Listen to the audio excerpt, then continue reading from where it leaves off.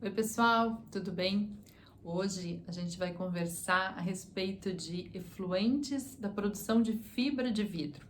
Então, eu recebi um e-mail me questionando o seguinte, ó, que isso é uma produção, né, uma indústria de fibra de vidro, eles têm um efluente, um tratamento que não foi explicado, e só diz o seguinte, que precisa remover fenóis, que hoje saem numa concentração de 6 miligramas por litro para 0,05, ou seja, nada, né? 0,05 de fenóis é quase nada. Então, lembrando aqui, ó, na produção de fibra de vidro, os efluentes têm uma DQO altíssima, certo?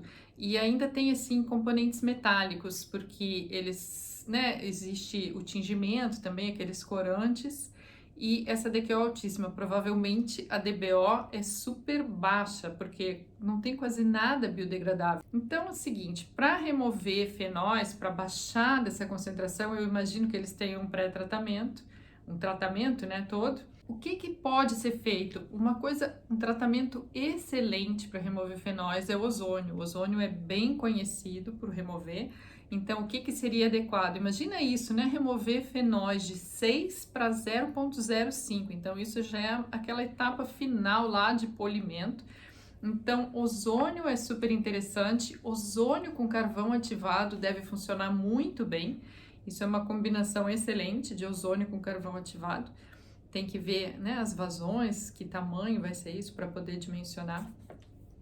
Uma outra opção seria também ozônio com peróxido de hidrogênio, então já está se falando, né, em processos oxidativos avançados. Para remover nesse nível, se quer para 0,05, isso deve ser quase o nível de detecção da análise, então já precisa se passar para realmente processos oxidativos avançados, principalmente de um efluente de fibra de vidro, que é super difícil de degradar.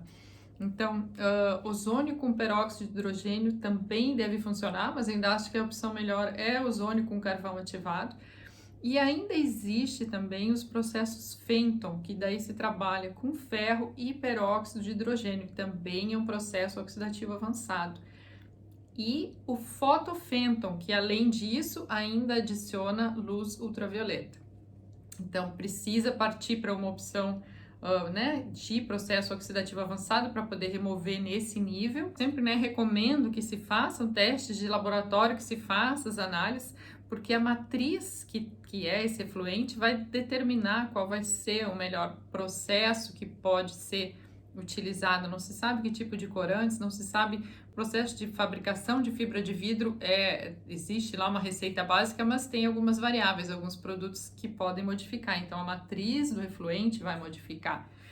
E aí eu quero comentar aqui com vocês também que eu vi uma pesquisa que fizeram a respeito de, né, para um tratamento de efluente de fibra de vidro. O tratamento em si, o que seria, né? Primeiramente um processo físico-químico, que então foi utilizado flotação por ar dissolvido, e aí testaram o reator MBR, e aí conseguiram chegar, o que comentava essa pesquisa era assim, o efluente inicial tinha uma DQO de 2.500, então depois do processo físico-químico, eles conseguiram reduzir essa DQO para 900, e aí com esta DQO de 900 era alimentado num MBR, num reator com membranas, e conseguiram sair com uma DQO de 50 no final. A vantagem do reator MBR é que se consegue manter uma biomassa muito grande. Então, eles conseguiram manter uma biomassa de mais ou menos 12.000 miligramas por litro, né, no reator aerado, e conseguiram, então, reduzir isso num processo biológico, conseguiram reduzir para essa DQO de 50. Então, de novo, né, a vantagem é manter essa quantidade imensa de biomassa,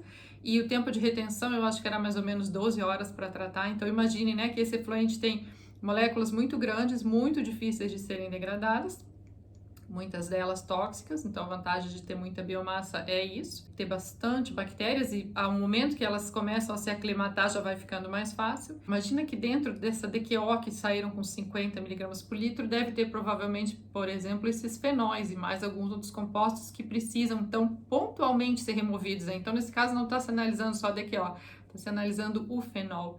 E aí, a partir disso, então, passar por um processo, por exemplo, de carvão ativado com ozônio, que certamente ozônio é excelente para fenóis, então talvez somente o ozônio puro seja o suficiente.